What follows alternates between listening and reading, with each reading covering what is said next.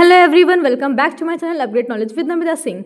आज के इस लेक्चर में हम एक बहुत ही इंपॉर्टेंट टॉपिक के बारे में बात करेंगे जो कि joinder of cause of action, जो कि सीपीसी का एक बहुत ही इंपॉर्टेंट टॉपिक है। हम इसके बारे में बात करेंगे। पर लेक्चर शुरू करने से पहले मैं आपको बताना चाहूँगी कि सीपीसी को जो पूरी कंप्लीट सीपीसी है उसको हमने कंप्लीट कर रखा हुआ है अपने यूट्यूब चैनल पे, जिसमें हमने उसको टॉपिक वाइज एक्सप्लेन कर रखा है हर एक लेक्चर को। तो अगर आप देखना चाहें या कोई भी ऐसा टॉपिक है जो आपको समझ में नहीं आया है तो आप हमारे यूट्यूब पे जाकर के प्लेलिस्ट से आप वहाँ पे जाकर चेक कर सकते हैं और देख सकते हैं। तो चलो शुरू करते हैं फिर आज का लेक्चर। तो सबसे पहले हम जानते हैं joinder of cause of action होता क्या है। Combining multiple legal claims by the plaintiff in a single suit against defendant और डिफेंडेंट्स।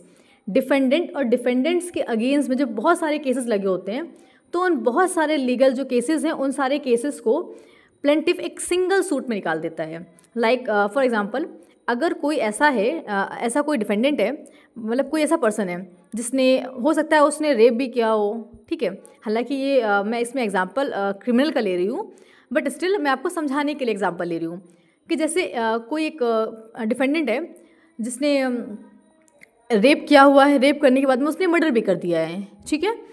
तो ये दोनों ही केसेस जो होंगे वो एक ही उसमें लिए जाएंगे, ठीक है। और हो सकता है उसने 2-3 लोगों के मर्डर किए हों, रेप किए हों, मर्डर किए हों, तो उन सब चीज़ों को एक में कंबाइन कर दिया जाएगा, ठीक है। तो इसको हम बोलते हैं joinder of cause of action.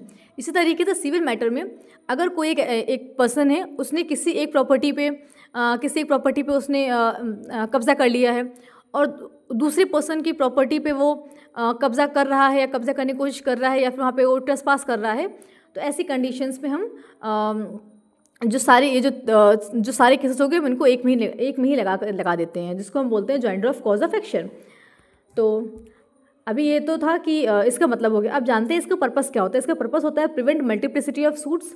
Second point है save judicial time and cost. Third, ensure efficient disposal. And fourth point is provide complete relief. तो सबसे पहला पॉइंट जो है प्रिवेंट मल्टीप्लिसिटी ऑफ सूट्स। बहुत सारे जो सूट्स होते हैं, बहुत सारे सूट्स को आप कोर्ट में अगर आप अलग अलग सूट को अलग अलग बार फाइल करते हैं और अलग अलग तरह उसमें उनकी प्रोसेसिंग चलती है, तो ऐसी केसेस में जो पैसा होता है, फिनेंस, वो भी बहुत ज़्यादा लगता है, इकोनॉमी पे भी असर होता है, साथ साथ में टाइम जो भी वो भी वेस्ट होता है, ठीक है। तो बहुत सारे सूट्स को अलग अलग फाइल करने और अलग अलग उनकी प्रोसेसिंग होने से वो बचाता है।